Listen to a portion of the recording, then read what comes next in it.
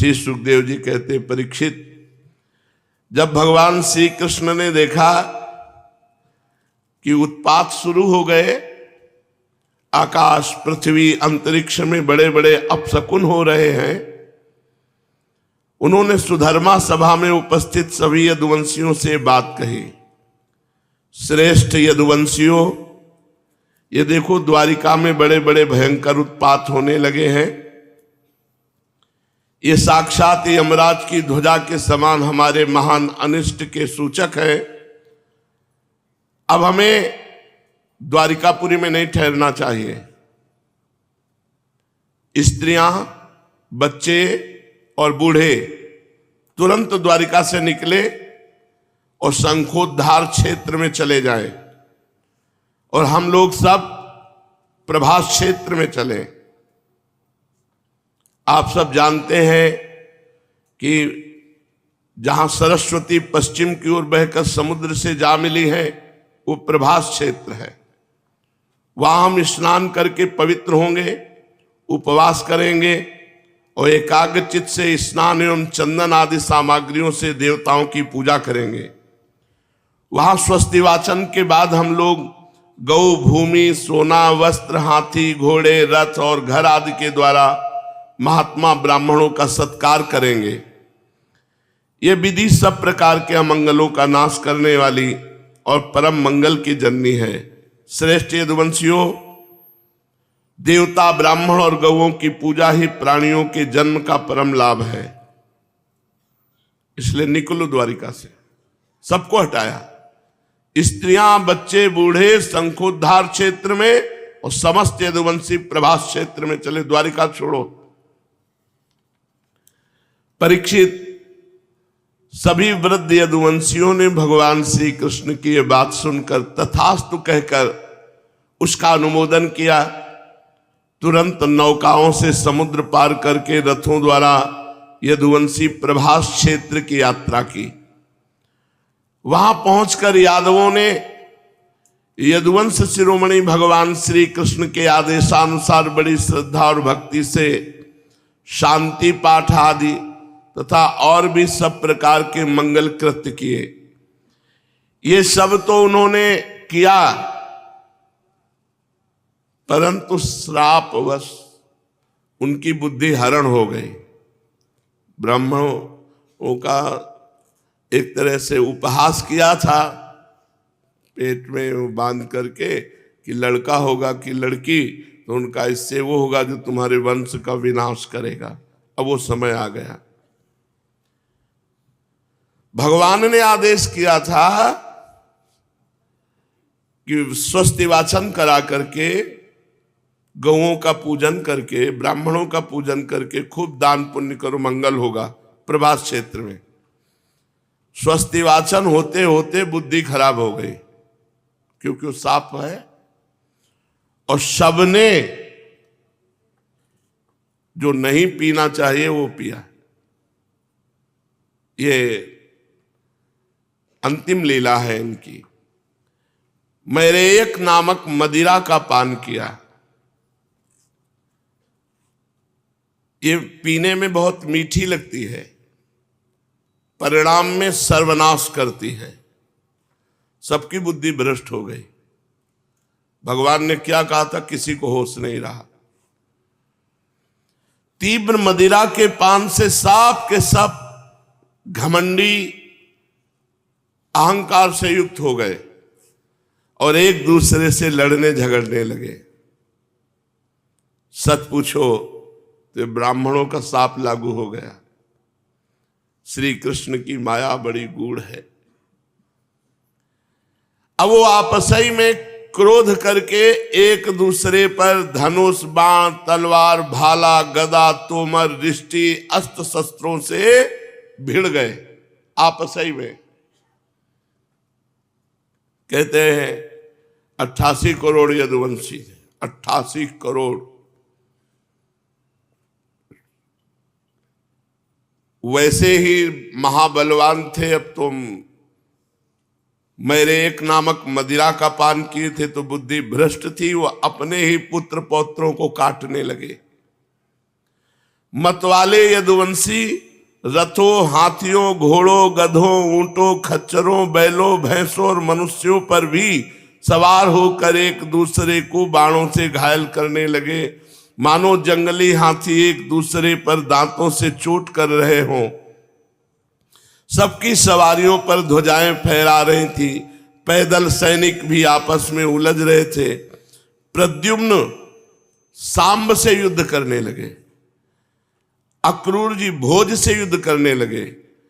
ये घर के लोग हैं, घर के जन हैं। अनिरुद्ध जी सात्विकी से भिड़ गए, सुभद्र संग्रामजीत से, भगवान श्री कृष्ण के भाई गद उसी नाम के उनके पुत्र से, सुमित्र सुरथ से युद्ध करने लगे। ये सभी बड़े भयंकर योद्धा क्रोध में भरकर एक दूसरे का नाश करने पर तुल गए। इनके अतिरिक्त निषठ, उल्मुख, सहस्त्रजीत, सत्यजीत और भानुवादी यादव भी एक दूसरे से गुथ गए। भगवान श्री कृष्ण की माया ने तो इन्हें अत्यंत मोहित कर रखा था। ब्राह्मणों के साप ने बुद्धि भ्रष्ट कर दी, मदिरा के नशे ने और बुद्धि भ्रष्ट कर दी। दासार, वृष्णि, अंधक, भोज, सात्वत, मधु, अर्बुद, माथुर, सूरसेन, विसर्जन, कुकुर, कुंती भोज, ये सब आपस में लड़ लड़ करके एक दूसरे को मार डाला, काट डाला एक दूसरे को। मूढ़ता ऐसी छा गई कि पुत्र पिता को, पिता पुत्र को काट रहा है, भाई भाई को काट रहा है, भांजा मामा को, नाती नाना को, मित्र मित्र को, सुहृद सुहृद को, चाचा भतीजे को, एक घर के ही सब यदुवंशी एक दूसरे को काट काट करके गिराने लगे। अंत में जब उनके सब बाण समाप्त हो गए, धनुष टूट गए, शस्त्रास्त्र नष्ट भ्रष्ट हो गए, तब उन्होंने अपने हाथों से समुद्र तट पर उगी एरका नाम की, ये वही एरका है जो घिस घिस करके फेंका गया था मूसल, जो उसी से तलवार की तरह प्रकट हुई। बस वो एरका नाम की घास उखाड़ते, उससे मारते तो ब्रह्म श्राप के कारण तत्काल सब कट जाते। ये लोहे के मूसल से चूरा जो था वही एरका नाम की घास, सबकी मृत्यु उसी से हुई। राजन, वो एरका नाम की घास हाथ में आते ही वज्र के समान कठोर और मुदगरों के रूप में परिणित हो गई। अब वे रोष में भरकर उसी घास के द्वारा अपने विपक्षियों पर प्रहार करने लगे। उन्होंने भगवान श्री कृष्ण और बलराम जी को भी अपना शत्रु समझ लिया। उन आताताइयों की बुद्धि ऐसी मूढ़ हो रही थी कि वो भगवान बलराम जी को भी मारने के लिए दौड़े। कुरुनंदन, भगवान श्री कृष्ण और बलराम जी युद्ध भूमि में इधर उधर विचरने लगे। अब तो एक दूसरे को मार मार करके सब नष्ट हो गए। जैसे बांसों की रगड़ से उत्पन्न दावानल बांसों को ही भस्म कर देता है, वैसे ब्रह्म साप से ग्रस्त और भगवान श्री कृष्ण की माया से मोहित यदुवंशियों के स्पर्धा मूलक क्रोध ने पूरे यदुवंशियों का विनाश कर दिया। एक भी नहीं बचा, एक भी नहीं बचा। भगवान श्री कृष्ण ने देखा कि ये महाभार पृथ्वी के थे यदुवंशी, अब यदुवंशियों का संहार हो चुका, तब उन्होंने संतोष की सांस ली। बलराम जी ने समुद्र तट पर बैठ करके एकाग्र चित्त होकर परमात्मा का चिंतन किया और अपने स्वरूप में लीन हो गए, शेष भगवान के रूप में। भगवान श्री कृष्ण ने देखा कि भैया बलराम जी तो अपने स्वरूप में लीन हो गए, तब एक पीपल के पेड़ के नीचे जाकर चुपचाप धरती पर बैठ गए भगवान श्री कृष्ण। सब यदुवंशी मारे गए, एक भी नहीं बचा। बलराम जी बचे थे, वो भी ध्यान करके अपने शेष भगवान के रूप में लीन हो गए। अब भगवान एक पीपल के वृक्ष के नीचे बैठे। भगवान श्री कृष्ण उस समय अपनी अंग कांति से देदीप्यमान चतुर्भुज रूप धारण कर रखा था और धूम से रहित अग्नि के समान दिशाओं को अंधकार रहित करके प्रकाशमान बना रहे थे। वर्षाकालीन मेघ के समान सांवले शरीर से तपे हुए सोने के समान ज्योति निकल रही थी। वक्षा स्थल पर श्रीवत्स का चिन्ह शोभायमान था। वे रेशमी पीतांबर की धोती और रेशमी दुपट्टा धारण किए हुए बड़े मंगलमय रूप में थे। मुख कमल पर सुंदर मुस्कान, कपोलों पर नीली नीली अलकें बड़ी ही सुहावनी लगती थी। कमल के समान सुंदर सुंदर एवं सुकुमार नेत्र, कानों में मकराकृत कुंडल झिलमिला रहे थे। कमर में करधनी, कंधे पर यज्ञोपवीत, माथे पर मुकुट, कलाइयों में कंगन, बाहों में बाजूबंद, वक्षस्थल पर हार, चरणों में नूपुर, अंगुलियों में अंगूठियां और गले में कौस्तुभ मणि शोभायमान हो रही थी। घुटनों तक बनमाला लटकी हुई थी। शंख चक्र गदा आयुध मूर्तिमान होकर प्रभु की सेवा कर रहे थे। उस समय भगवान अपनी दाहिनी जांघ पर बायां चरण रखकर बैठे हुए थे। लाल लाल तलवा रक्त कमल के समान चमक रहा था। परीक्षित, जरा नामक एक बहेलिया मूसल से बचे हुए टुकड़े को मछली लील गई थी। मछली को पकड़ा और वो टुकड़ा निकाला। वो टुकड़ा बाण की नोक में लगाया और उसने दूर से भगवान के चरण तलवे पे बाण मारा। क्योंकि साफ था पूरे वंश का विनाश, तो देखो भगवान ने भी स्वीकार किया। उसने समझा हरिण का मुख है, लाल लाल तलवा, बाण मारा तो सीधे भगवान के शीश चरण में बाण से बिंध गया। और जब वो पास आया तो देखा चतुर्भुज परम पुरुष भगवान श्री कृष्ण, उनके चरण में बाण घुस चुका था। अब अपराध तो कर चुका था, कांपने लगा। वो जरा नाम का कांपने लगा। वो व्याध भगवान के चरणों में सिर रखकर धरती पर साष्टांग लेट गया। उसने कहा, हे मधुसूदन, मैंने अनजान में ये महापाप कर दिया। सचमुच मैं बहुत बड़ा पापी हूं, परंतु आप परम यशस्वी और निर्विकार हैं। आप कृपा करके मेरे अपराध को क्षमा कीजिए। सर्वव्यापक सर्वशक्तिमान प्रभु, महात्मा लोग कहा करते हैं कि आपके स्मरण मात्र से मनुष्यों का अज्ञान अंधकार नष्ट हो जाता है। बड़े खेद की बात है कि मैंने स्वयं आपका ही अनिष्ट कर दिया। वैकुंठनाथ, मैं निरपराध हरिणों को मारने वाला महापापी हूं। आप मुझे अभी मार डालिए, क्योंकि मर जाने पर मैं फिर कभी आप जैसे महापुरुषों का ऐसा अपराध न करूंगा।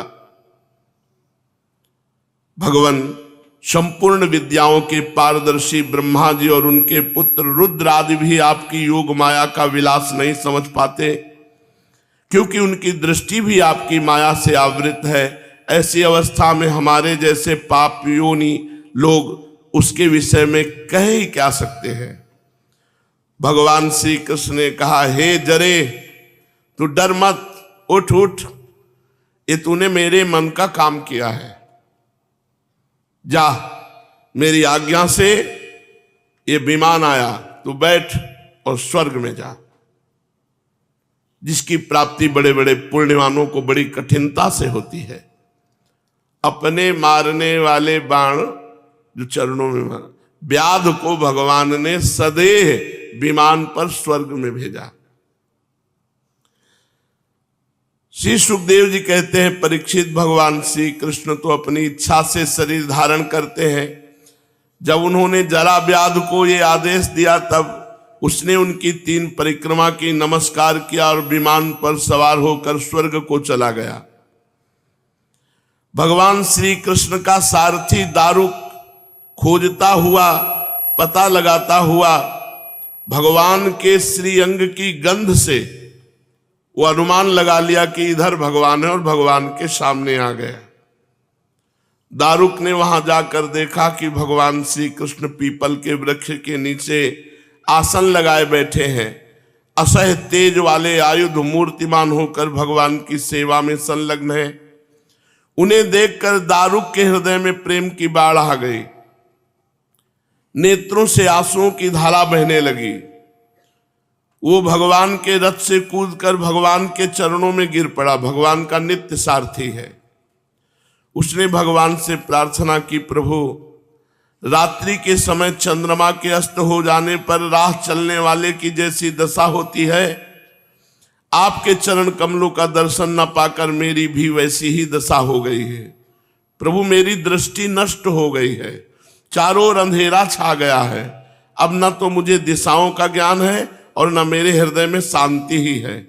परीक्षित, अभी दारुक इस प्रकार कह ही रहा था कि भगवान का गरुण ध्वज रथ पताका और घोड़ों के सहित आकाश में उड़ गया।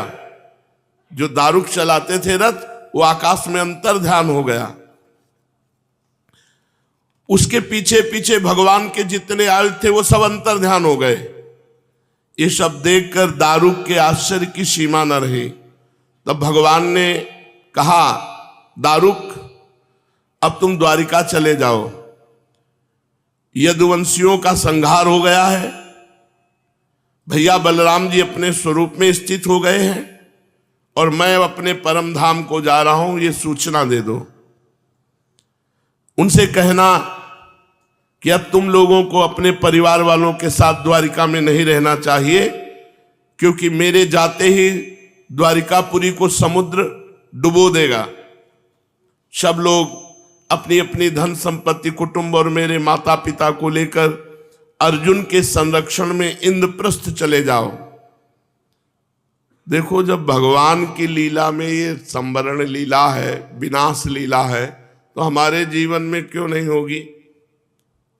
तो उस दिन की सोचो जिस दिन ये सब विनाश लीला होगी। इसलिए पहले ही भजन करके भगवान को प्राप्त हो जाओ। दारुक, तुम मेरे द्वारा उपदिष्ट भागवत धर्मों का आश्रय लो और ज्ञान निष्ठ होकर सबकी उपेक्षा कर दो। इस दृश्य को मेरी माया की रचना समझकर शांत हो जाओ। भगवान का यह आदेश पाकर दारुक ने उनकी परिक्रमा की और उनके चरण कमल अपने सिर पर रखकर बारंबार प्रणाम किया। तदनंतर वो उदास मन से द्वारिका के लिए चल पड़ा। श्री सुखदेव जी कहते हैं, परीक्षित, दारुक के चले जाने पर ब्रह्मा जी, शिव, पार्वती, इंद्र आदि लोकपाल, मरीच आदि प्रजापति, बड़े बड़े ऋषि मुनि, पितर, सिद्ध, गंधर्व, विद्याधर, नाग, चारण, यक्ष, राक्षस, किन्नर, अप्सराएं, गरुण लोक के विभिन्न पक्षी, मैत्रेय आदि ब्राह्मण, ये सब श्री कृष्ण के परम धाम प्रस्थान को देखने के लिए बड़ी उत्सुकता से वहां आए, जहां भगवान पीपल के नीचे दाहिनी जांघ पर बायां पैर रखे हुए विराजमान थे। वे सभी भगवान श्री कृष्ण के जन्म और लीलाओं का गान वर्णन कर रहे थे। उनके विमानों से सारा आकाश भर सा गया था। वे बड़ी भक्ति से भगवान पर पुष्पों की वर्षा कर रहे थे। सर्वव्यापक भगवान श्री कृष्ण ने ब्रह्मा जी और अपने विभूति स्वरूप देवताओं को देखकर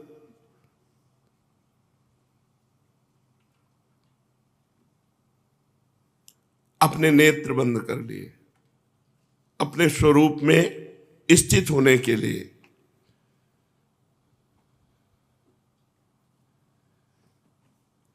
भगवान ने सशरीर जे हुए नेत्र बंद किए, सशरीर नगाड़े बजने लगे, देवताओं के पुष्पों की वर्षा होने लगी और भगवान अंतर्धान हो गए। जैसे बैठे थे वैसे ही अंतर्धान हो गए। भगवान श्री कृष्ण के पीछे पीछे इस पृथ्वी लोक से सत्य, धर्म, धैर्य, कीर्ति और श्री, ये सब चली गई। भगवान श्री कृष्ण की गति मन और वाणी के परे है। तभी तो जब भगवान अपने धाम में प्रवेश करने लगे तो कोई नहीं देख पाया, बस इतना देखा कि पीपल के नीचे बैठे हैं, बस फिर खत्म। भगवान किधर गए, कहां गए, कैसे, कोई नहीं देख पाया। इस घटना से सबको बड़ा विस्मय हुआ। जैसे बिजली मेघमंडल को छोड़कर आकाश में प्रवेश करती है, तब बिजली की चाल को कोई देख नहीं सकता, वैसे ही बड़े बड़े देवता भी खड़े रहे, लेकिन भगवान श्री कृष्ण को परम धाम करते समय कोई देख नहीं सका किधर से गए, कैसे गए। ब्रह्मा जी और भगवान शंकर आदि देवता भगवान की परम योगमयी गति देखकर बड़े विस्मय के साथ भगवान की प्रशंसा करते अपने अपने लोक में चले गए। परीक्षित, जैसे नट अनेकों प्रकार के स्वांग बनाता है,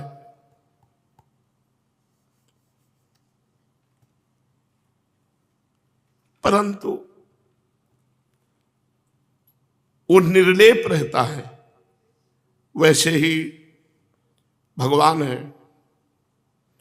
मनुष्यों के समान रूप धारण करके जन्म लेना,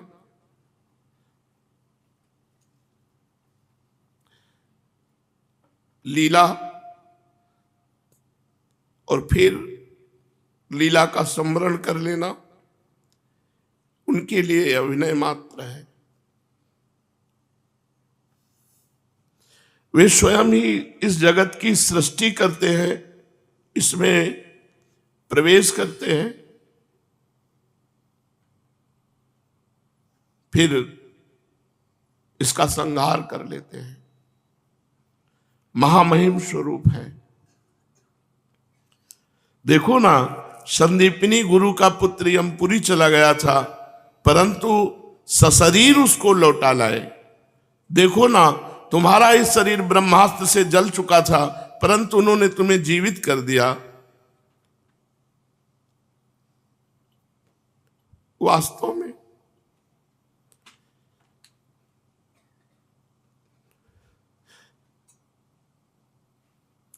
उनकी शरणागत वत्सलता ही ऐसी।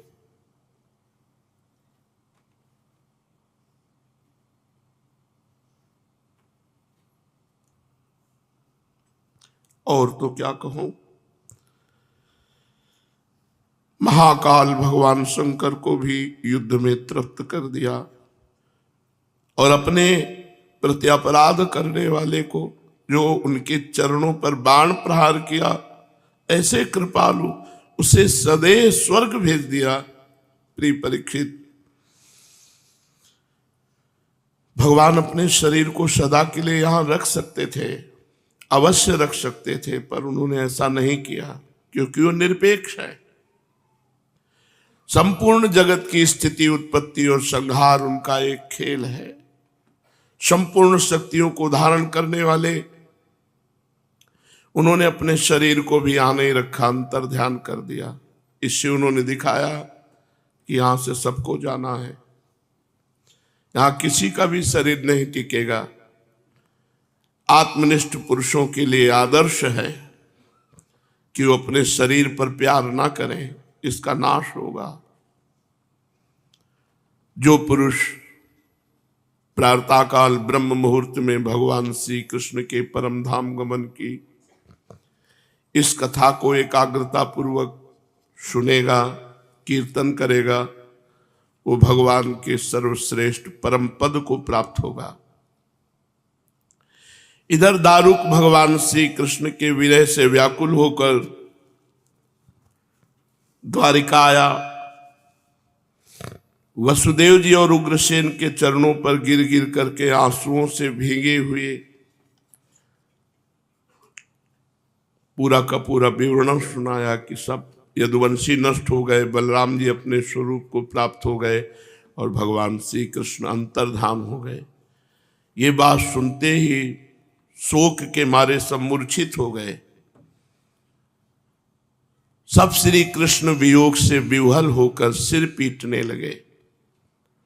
बहुत से तो निष्प्राण होकर वहीं शरीर छोड़ दिया। जो ही सुना श्री कृष्ण अंतर्ध्यान हो गए तो वहीं शरीर छोड़ दिया। बहुत जनों ने तो देवकी, रोहिणी, वसुदेव जी अपने प्यारे पुत्र श्री कृष्ण और बलराम को न देखकर शोक की पीड़ा से बेहोश हो गए। भगवत विरह से व्याकुल होकर वहीं प्राण छोड़ दिए। देवकी, रोहिणी, वसुदेव जी और बहुत से सब उसी समय प्राण छोड़ दिया कि जो भगवान नहीं रहे तो।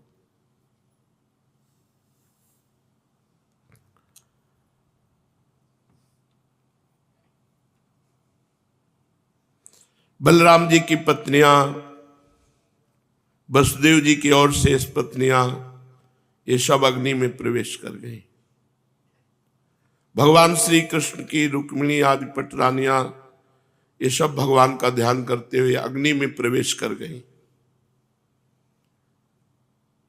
परीक्षित, अर्जुन अपने परम प्रीतम भगवान श्री कृष्ण जो उनके सखा है, बड़े व्याकुल थे।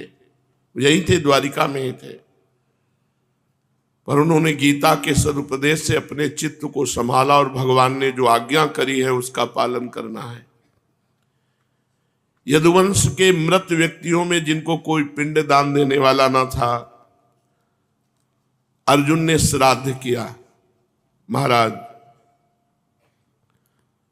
भगवान के अंतर्धान होते इस समुद्र ने ऐसी उत्ताल तरंग मारी कि संपूर्ण द्वारिका को अपने जल में ले लिया। देखो, ये विनाश लीला है, ये सबके जीवन में आएगी। इसलिए भजन कर लो, भगवान को रिझा लो। यहां कुछ नहीं है, कुछ नहीं, एकदम नाटक माया का चल रहा है। भजन कर लो, यही सार्थक है। जहां भगवान निवास करते हैं उस द्वारिका को लील गया समुद्र, अपने में लीन कर लिया, सब नष्ट भ्रष्ट हो गया। देखो, भगवान का सब कोई आग में प्रवेश कर गया कि सुनते ही किसी के प्राण निकल गए। 88 करोड़ तो यदुवंशी लड़कर मर गए, सब विनाश। जो कुछ स्त्रियां बची थी, बच्चे बचे थे, कुछ बूढ़े बचे थे, अर्जुन उनको इंद्रप्रस्थ ले आए। अनिरुद्ध के पुत्र वज्र का राज्याभिषेक कर दिया। तुम्हारे दादा युधिष्ठिर आदि पांडवों को अर्जुन से ही ये बात मालूम हुई कि यदुवंशियों का संहार हो गया। तुरंत उन्होंने राजपद छोड़ा और हिमालय की अंतिम यात्रा की। उन्होंने भी प्राण त्याग दिए।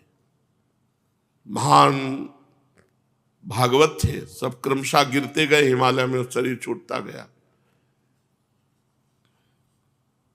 मैंने तुम्हें देवताओं के भी आराध्य देव भगवान श्री कृष्ण की जन्म लीला से लेकर कर्म लीला और संवरण लीला सुनाई। जो इसका श्रद्धा के साथ कीर्तन करेंगे, श्रवण करेंगे, वो समस्त पापों से मुक्त हो जाएंगे। परीक्षित, जो मनुष्य भक्त भयहारी, निखिल सौंदर्य माधुर्य निधि भगवान श्री कृष्णचंद्र जी के अवतार संबंधी रुचिर पराक्रम और इस श्रीमद् भागवत महापुराण में तथा दूसरे पुराणों में वर्णित परमानंदमयी बाल लीला, कैशोर लीला आदि का संकीर्तन करता है, वो परमहंस मुनींद्रों के अंतिम प्राप्तव्य श्री कृष्ण के चरणों में पराभक्ति प्राप्त करता है।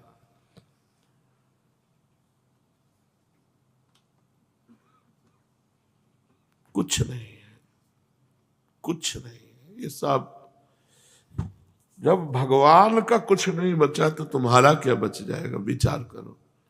इसलिए शांत, चाहे दुखद परिस्थिति हो चाहे सुखद परिस्थिति हो, बस हर समय नाम जप करो, हर समय मंत्र जप करो।